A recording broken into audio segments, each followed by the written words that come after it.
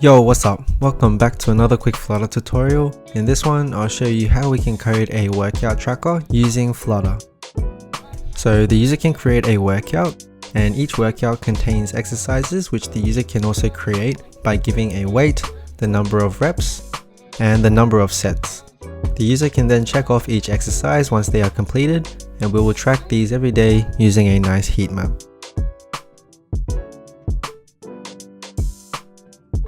This tutorial is sponsored by Skillshare. Now, I don't know if you have noticed, but a lot of my aesthetics on this channel has been hugely inspired by MKBHD. And so recently I have been learning from the MKBHD course on Skillshare, where he teaches us his process and behind the scenes for how to create such beautiful and quality videos. It's crazy how there have been so many huge layoffs in the tech industry lately, which is why you need to keep learning new skills. And a great way to do that is Skillshare. Especially in a world that's changing so fast, traditional jobs are not a one-size-fits-all, and you need to learn how to design a career to fit you. Now remember, no goal is too small, and you need to get started by learning and refining a new skill. So the first 1,000 people to use the link below will get a 1-month free trial of Skillshare. So I've opened up a brand new Flutter project, and in my main function, I'm running my app, which brings us to this home page, which I've got it in a separate folder called Pages. And this gives us a blank scaffold, so you should have a white blank app like this. Now, before we work on the UI part of it, I'm just going to create a new folder called Models. And this is going to be for the exercise as well as the workouts. So let's create these two files.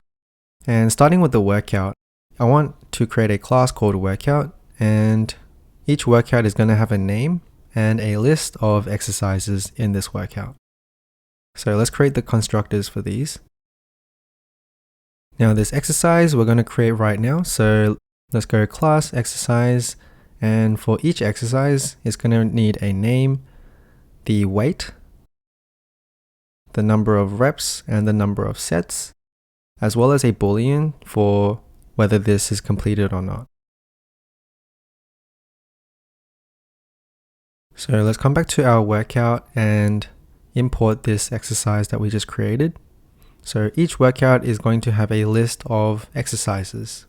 Cool, so now that we can create our workout objects, let's create one more file called data. And this is where we're going to keep our code nice and clean, and anything data related for the workouts, let's put it in this workout data class. So just to create a bit of a nice plan, the sort of data structure I want to go for is I want one overall list containing the different workouts, and inside each workout it's got the workout name as well as the list of exercises in each workout. So I'm going to create a list that contains workout,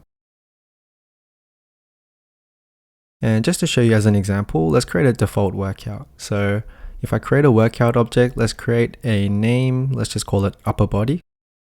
And in the exercises, it's going to be a list of exercises. So upper body can have, let's say for example, the first exercise is biceps.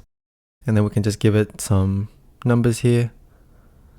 And so this is going to be a default example of our workout list.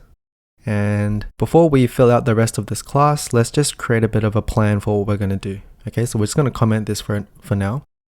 So the first thing is, let's just create a method for getting the list of workouts. Then we of course want the user to add a workout. And inside each workout, we want the user to be able to add an exercise. And then we also want the user to be able to check off the exercise once it's done. And some other handy methods here is going to be getting the length of a given workout. And I think that'll do for now. So if we just fill this out, the first method is going to be a list of workouts. So let's just call this get workout list, and we're just going to return our overall list. Then for the most important part, we want to create a method called add workout, and let's accept a name that the user can choose.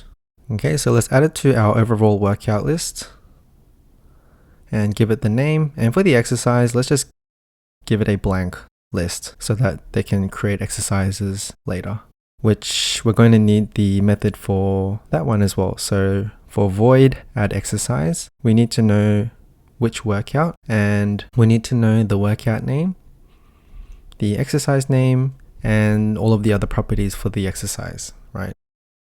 We're going to need to, first of all, find the relevant workout. So if you look at this workout list, currently we only have one workout in there, but ideally we're going to later have multiple workouts. So first of all, before we add an exercise, we need to know which workout to look at.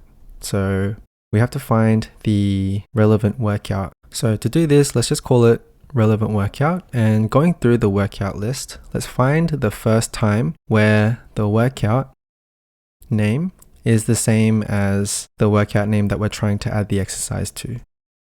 Okay, and once we've found the relevant workout, we're going to go to the exercises of that relevant workout, and then let's add a new exercise to that list.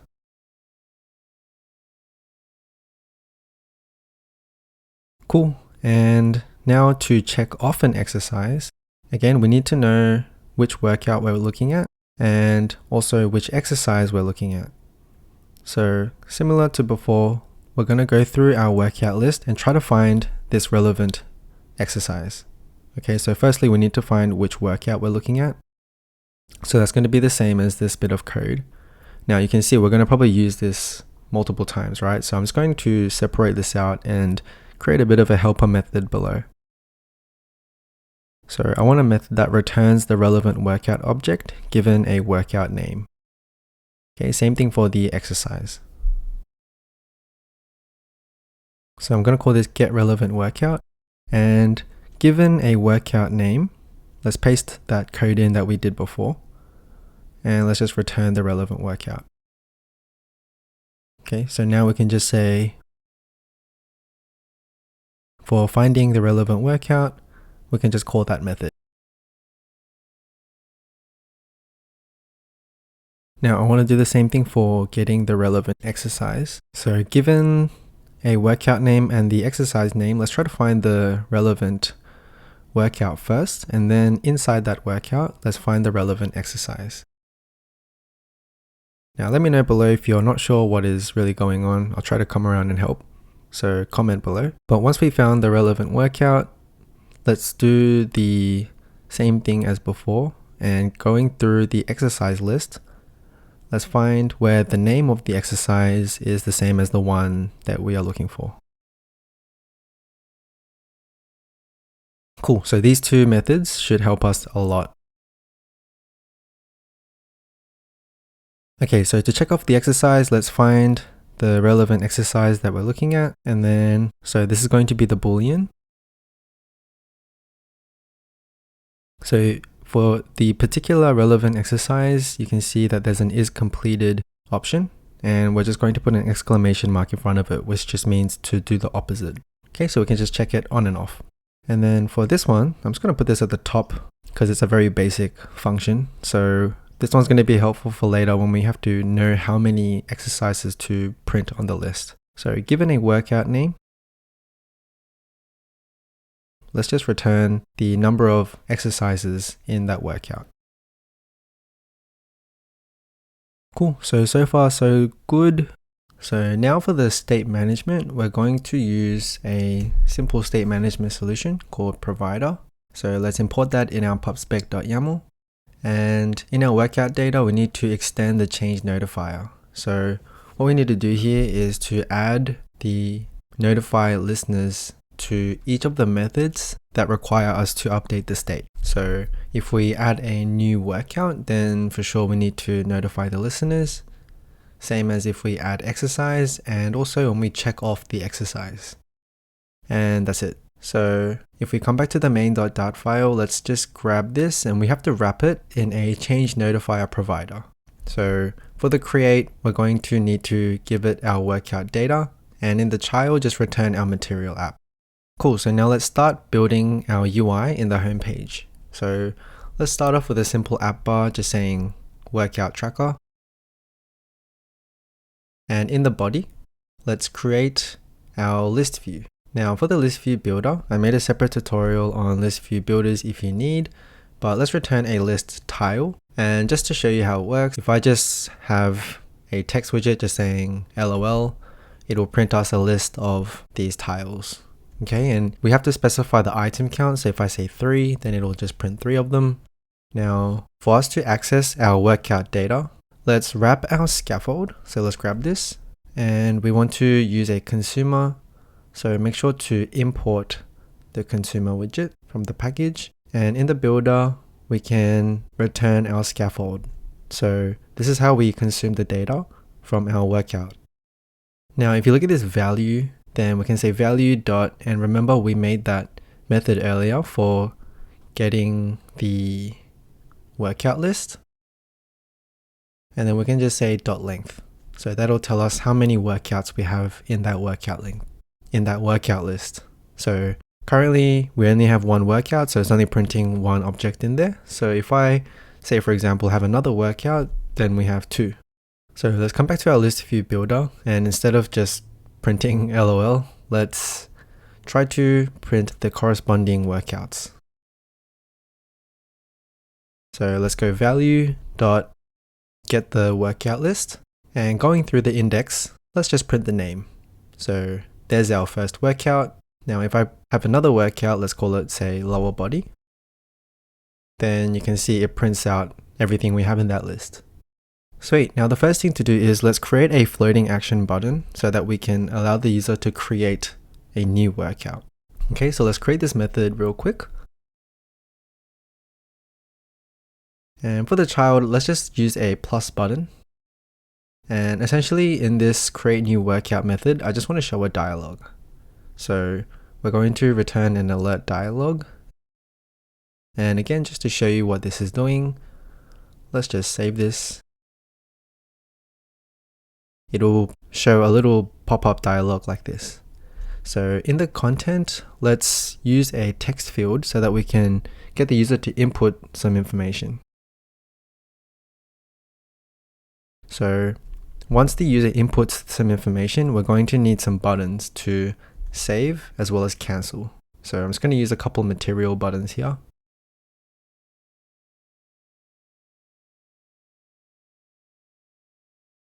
And let's create the little methods for save and cancel below. Sweet, so there's our buttons. Now when we click save, we're going to need to access whatever the user typed in here, right? So this is going to require us to have a text controller. And so if you look at this text field, you can see that you can give it a controller. And so using this controller, we can access whatever the user typed in. Okay, so if we hit save, then let's try to call one of our methods in the workout data. So provider.of workout data, and you can see those methods that we can access. So let's add a workout. And for the name, let's get the controller and just the text.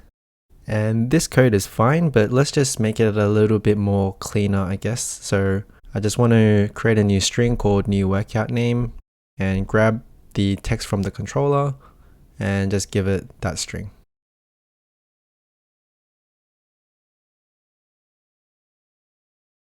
So if I say, let's create a new workout and let's say abs, and if I click save, you can see that the abs got added onto our list. Now, the first thing we can see that we should do is we want to pop this dialog, right? We want to get rid of this dialog after we hit save. So to do that, we can call this navigator.pop, and we want to do it also for the cancel. Sweet. So if we try this out, you can also see after you hit save, we want to clear what's in the controller, right? So I'm just going to create another small method here just called clear, and let's just clear whatever we have inside the controller. Cool, so let's try this again. Abs, save, and then if you open up this dialog again, there's nothing in there. Cool, so far so good. Now the next thing to do is I want to click on one of these tiles and then go to the individual workout. So if you go to the list tile for the trailing, this is going to be an icon button, and let's just put in some arrow. And so if we click on this arrow, then let's go to the new workout page. So let's create a new method at the top.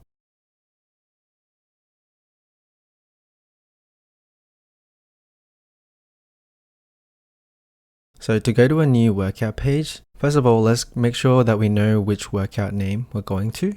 and then we're going to use a navigator.push. Now we haven't created this workout page yet, so let's actually do that now in the pages folder.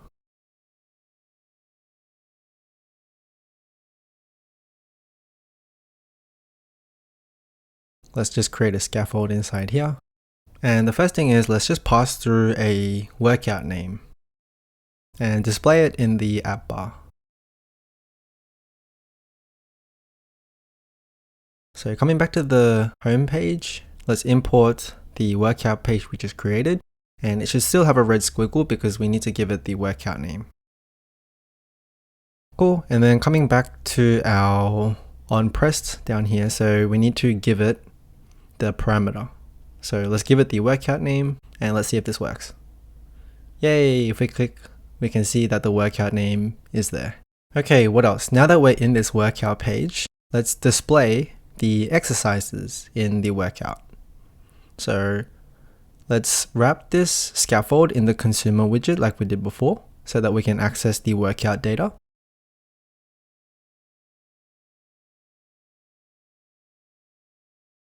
So in the body, in the list view.builder, again, we're going to create a list tile.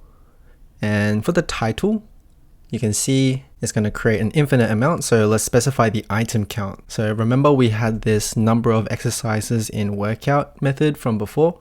So this is where it becomes pretty handy. And we just got to give it the workout name. So let's do that. And let's print the name of the exercise as well. So to do that, let's get the relevant workout. So right now we're in upper body and the exercises and then the name. And there it is. You can see the bicep curls are now coming up. Cool. Now we can put some more cool things here. So like subtitle, we can put in a row of widgets here. So I'm going to use something called chips. So I want to say with the weight, the reps and the sets. And so I'm just going to copy this part, and instead of the name, we can get the other parameters like the reps and the weight and stuff like that. So let's fill out these 3 chips.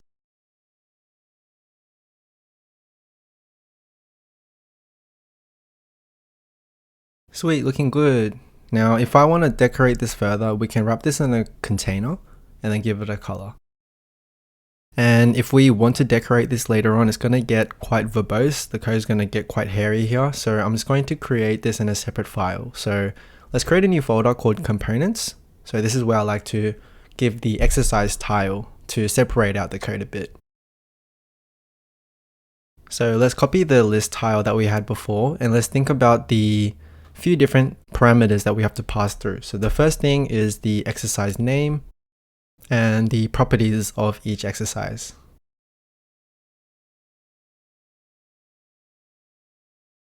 And let's create the constructors for these.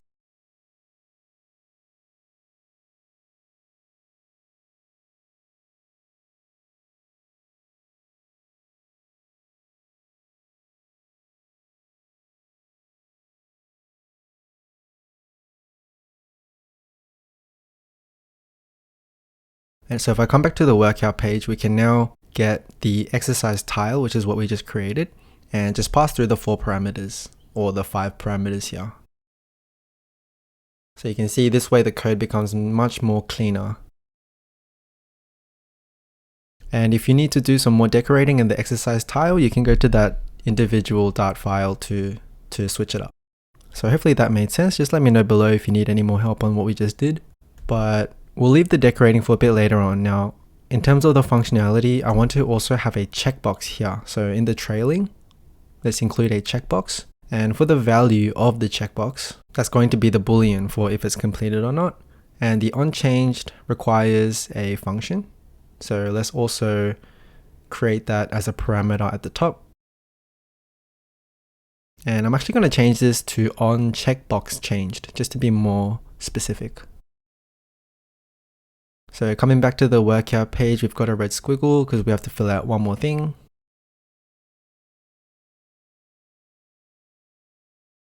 And let's create this little method. So if we tap on an exercise, we firstly need to know which workout it belongs to and also the name of the exercise. So let's go to the provider and access the workout data.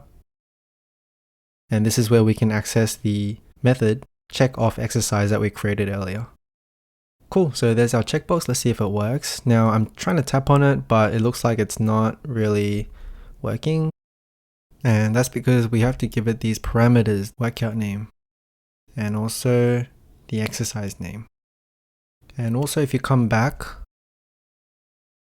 we need to pass through the value, and we also need to give it a null check. So it should work now.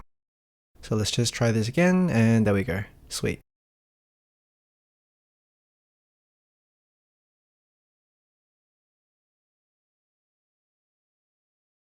Okay, so now what we need to do is let's add a floating action button again for the workout page, and we want to be able to add a new exercise. So for the on pressed, let's create a new exercise method. And let's show another dialog.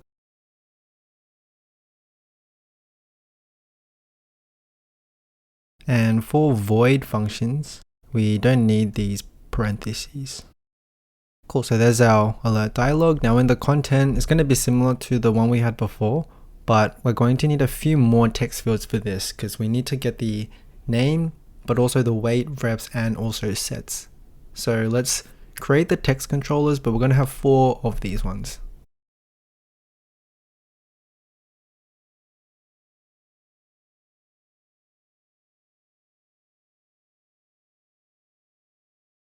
So let's create the text fields and give it the respective controllers.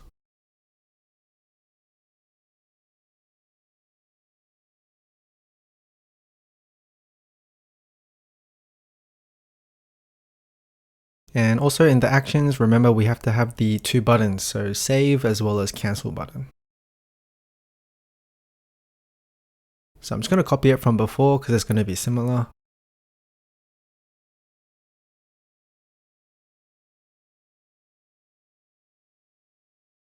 And for the clearing the controllers, let's put our 4 controllers and clear it.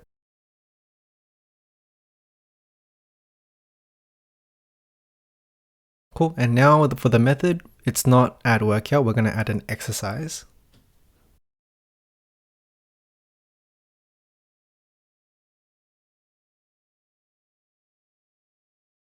And let's give it the 4 bits of information.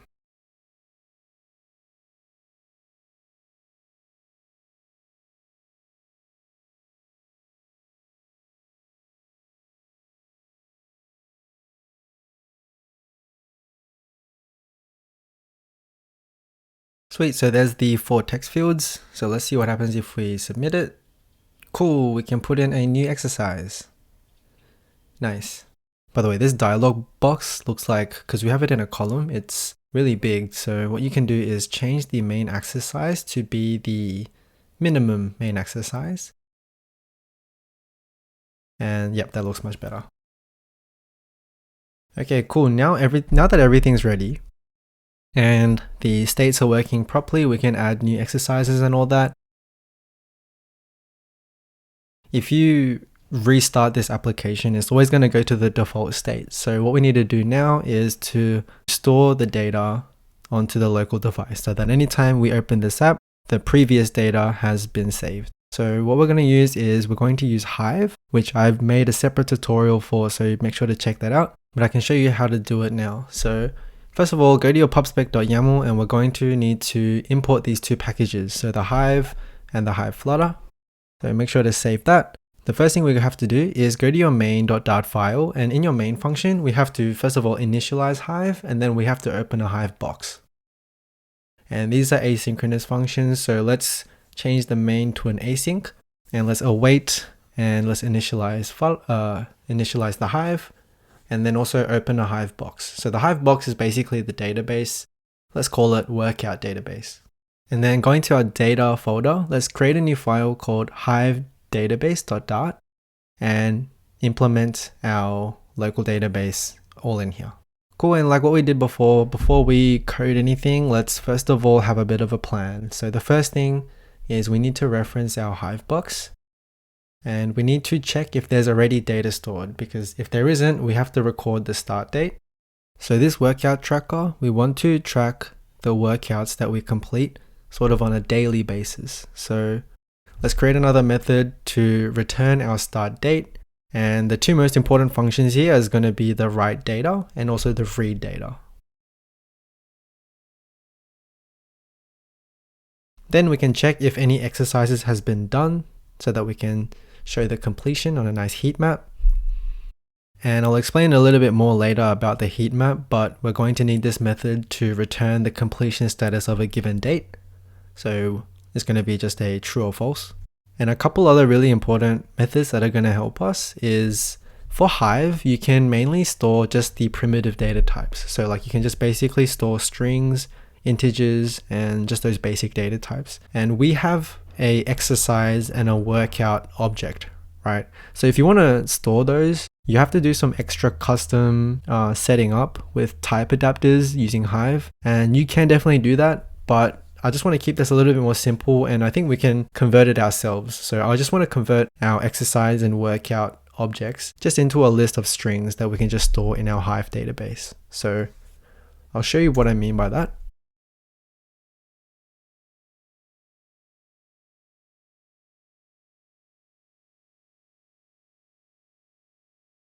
Now something that's going to help us out is I'm going to create a new folder called datetime, and let's create this file. And because our habit tracker, or not our habit tracker, our workout tracker records our workouts every day, we need to know the dates, right? So I'm going to create a method here that returns today's date as the year, month, day. And then also I want to convert a string that is the year, month, day to a datetime object, and vice versa. So these three methods are going to help us a lot. And for this one, I actually used this in my habit tracker video. So I'm just going to copy this particular part in, and you can take a closer look at the code if you need and let me know if you have any trouble. But essentially what this does is it gets today's datetime, and I'm just getting it as a string, the year, the month, and the day. And then putting this all together, it converts it nicely into this format.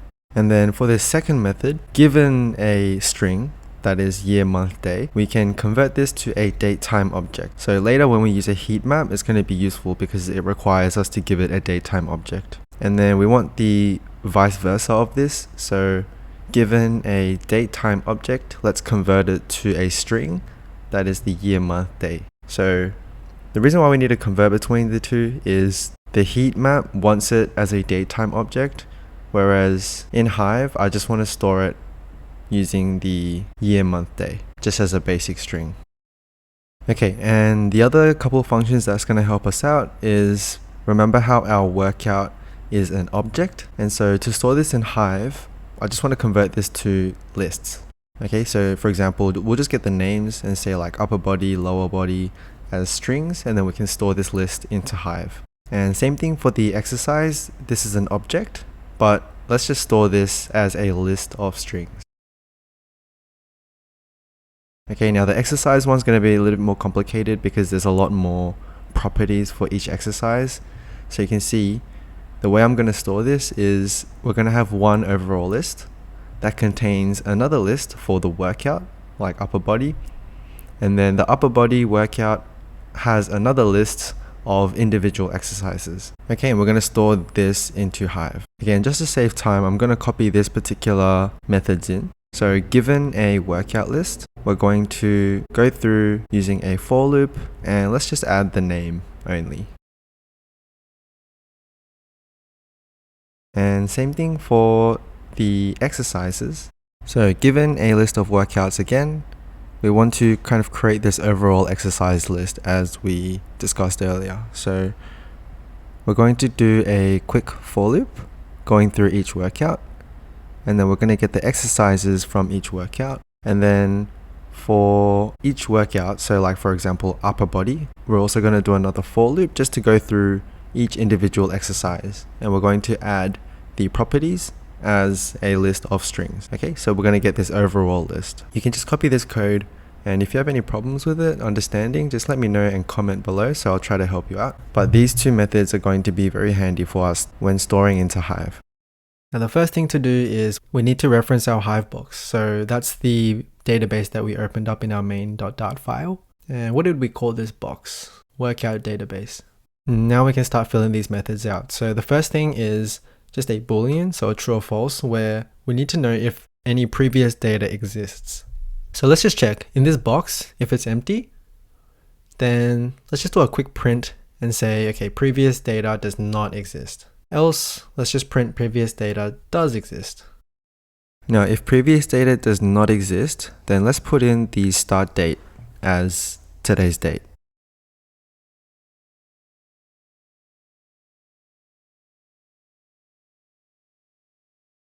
And then let's just do another quick get start date method. So this would be helpful later on.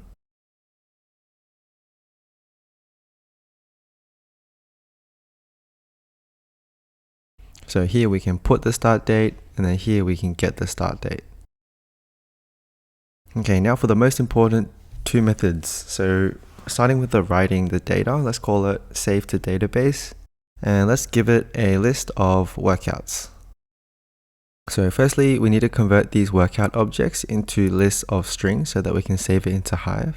And so that's why that method that we brought in earlier is very helpful.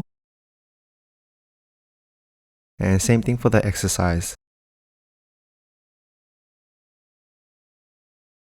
Cool, so now that we have the workouts and the exercises just as lists, let's check if any of the exercises has been done. So we'll put a 0 or 1 for each date.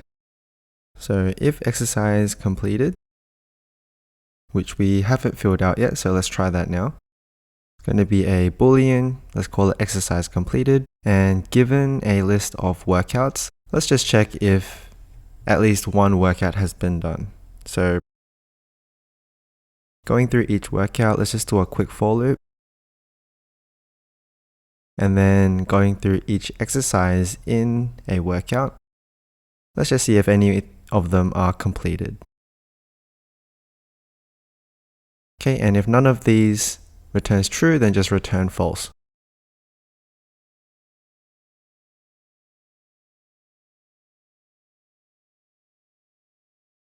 So if there is an exercise that's completed, let's put in as the completion status for a given date. So today's date.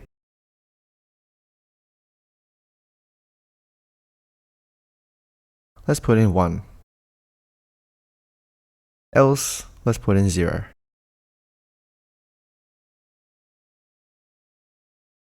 So for example, it's like completion status for a particular date. It could be 0 or 1.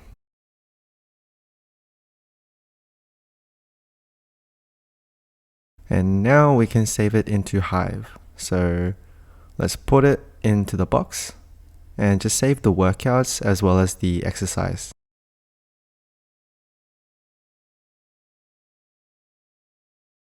Cool, so that's how we write data. We are saving the workouts, exercises, and the completion status of each date. So now that we have some information in the database, let's try to read the data from the database and return a list of workouts.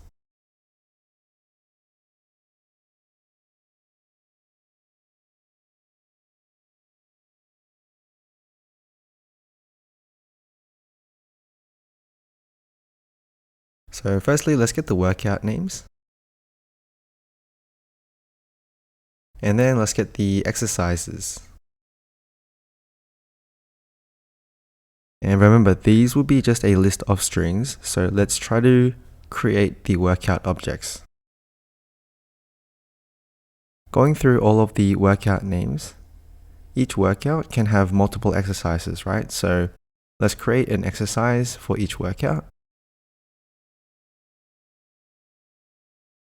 And doing another for loop, this time we're going to use the letter J as opposed to I. And so let's go through the exercise details and just add each exercise into the list.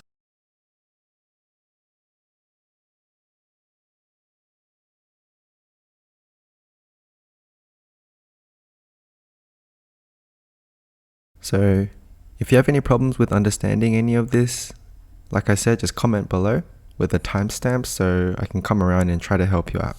And for the is completed, we stored it as a string, so we'll just do a quick check. If it's the string true, then just return the value true, otherwise return the value false.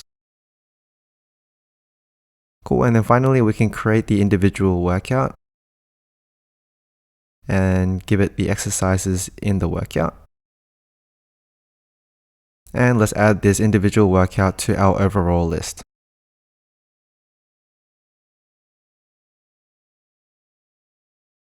Cool, so that's how we read from the database.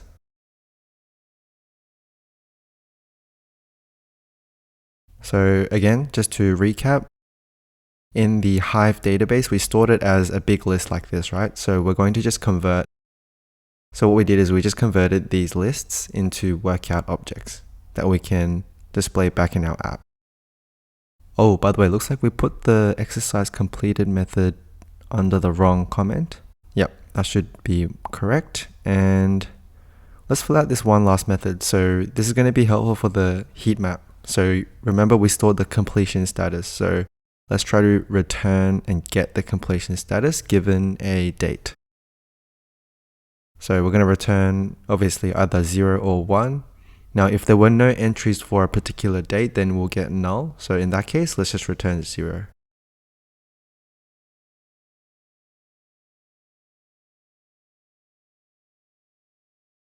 Okay, so this is going to return 0 or 1, but if it's null, like I said, we're going to return 0. So it would return null if there was no entries for that date. So the user didn't use the app or they didn't work out for that date.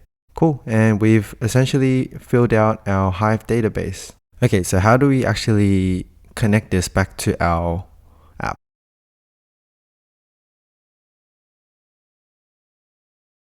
So when we first fire up the app, we want to know if this is the first time that the user has opened the app or not in the lifetime of the app. So if there are workouts already in the database, then we should get that workout list. Otherwise, we should just return the default workouts, meaning this is the first time that this app has ever been opened. Okay, so let's call this method initialize workout list. And we can now come up to the top here and create our database object. I'm just going to call it DB. And let's say if the database previous data exists,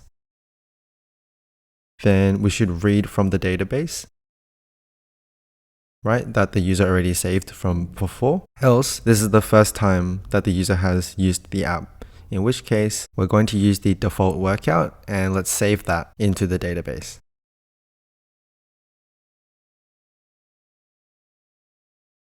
Okay, cool. So we want to display this information in our homepage, right? So let's go to our homepage, and in the initial state, so when the first time the homepage is fired up, let's go to our provider, workout data, and let's initialize the workout list.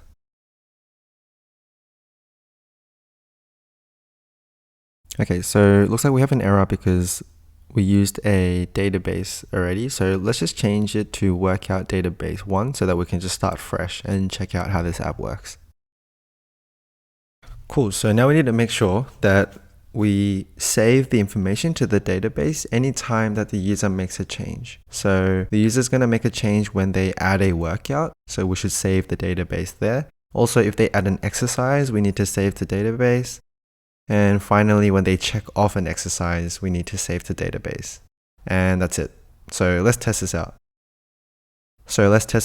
If we create a new workout called abs and I kill this, hopefully if I restart this app, the abs is still there. So fingers crossed. Hey, and looks like everything is stored. So whatever changes you make, it will always remain in the local database. So that's what we did with this Hive. Cool, so we got the big stuff out of the way. Now the last thing to do is let's just display the information using a nice heat map. So go to your pubspec.yaml and we're going to introduce a package called Heatmap. And I used this in my habit tracker app from before, if you've seen that video. But I really like this heat map, so I'm going to show you how to use this. So in your components, let's create a new file called Heatmap.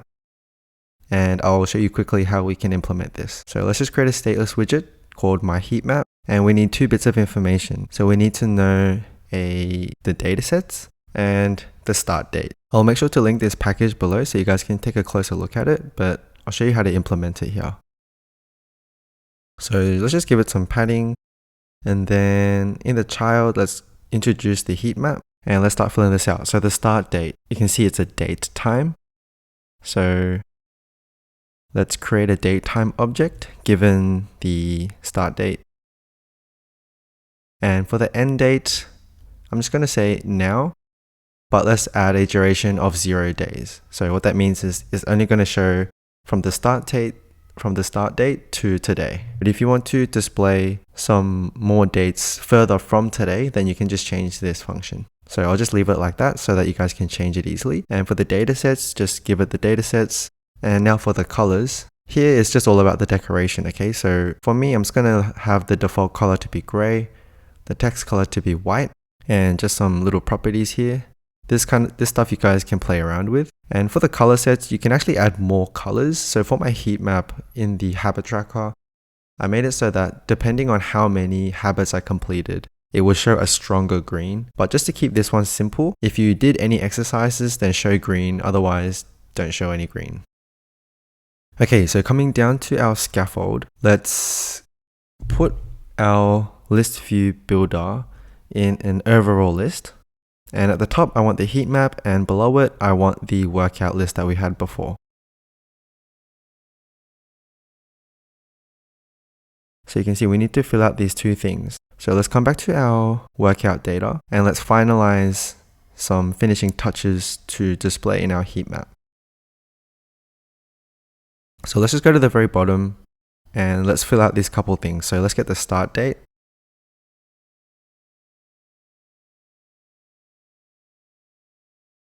And for the heat map, we just need basically one function here for loading the heat map.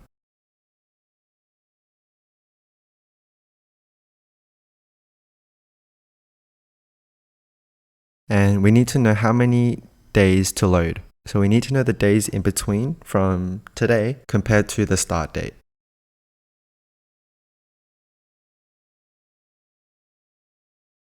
So every day you should have a new box. Okay, and for each date from the start date to today, let's get the completion status so that we know if we should show a green or not. So let's do a quick for loop for the days in between, but let's add 1 to include today.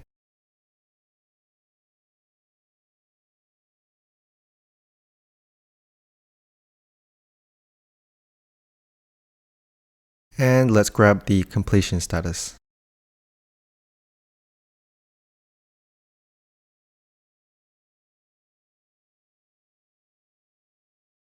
Cool, and let's put all of this together. Let's get the year, the month, and the day.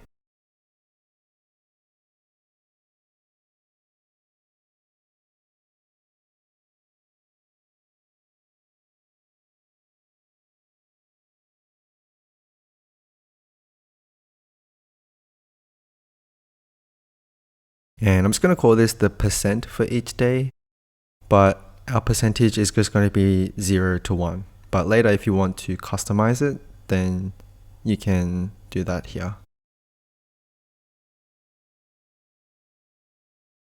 Okay, and finally, we can add this entry to our heat map dataset.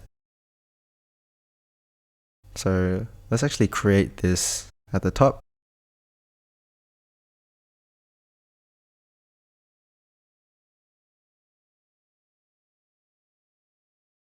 And add the entries. Cool, and that should be good to go. So this load heat map, we want to do it firstly at the very beginning when we initialize the workout list, right? So at the beginning of the app. And we also want to do it anytime that the user makes a change. That's going to be when they check off the exercise is when that's going to matter. So now we can come back to the home page and let's fill this out. So for the dataset, just give it the dataset, and the start date, let's give it the start date. Cool, and it looks like we have a bit of an error for the unbounded height. That's because we have a list view inside a list view. So we have to give it a specified height. Now, one thing to do for this is you can actually specify this shrink wrap to be true. And also the physics, I'm going to say never scrollable physics. So this way we can have a list view inside of a list view. So if I save it, you can see there is a green box. Now what you can't see is if I change the background color, you can see that's the heat map. Now because it's just today, the 29th of January, we've only got one box. But over time, you will be filling up a new box every day. Okay, and the colors, of course, you can change it yourselves to your liking. So if I check off this exercise, you can see it'll go back to a blank box. And if I check it off, then it'll be green. So that's the core functionality of this workout tracker. So like I said, over time, over every day, it should fill out to be a nice heat map with many days. So that's the core functionality for the workout tracker done. So now all we need to do is to decorate this up. By the way, good job if you made it this far into the tutorial, and if you made it this far, then drop a purple heart in the comment just so I know. Now I wanted to keep the tutorial pretty concise, but it looks like we're already at 50 minutes, so I'm just going to leave it at that. But I did work on this workout tracker much more further. I added a intro page with some nice icons, and also I just decorated it up to my liking. And I also added some extra functionality like the ability to be able to slide this list tile so that you can edit and also delete the workouts. And like I said, yeah, I just made it look a little bit more prettier. So I put some more effort into it to make it look nicer, and also added some extra functionality that you might need. But I want to use this for myself. But if you guys also want to use it and get the code, you can get it from my Gumroad. But if you have any questions about anything in this tutorial, just make sure to leave a comment below so that I can help you out, especially since everyone is at different skill levels. So try to be more precise with the question that you're asking so that I can come and help. And if you add a timestamp, even better. So hopefully you learned something, and I want to make more functional apps like these. So let me know what you think about this kind of tutorial. So thanks for watching, and I'll catch you guys in the next one. Peace!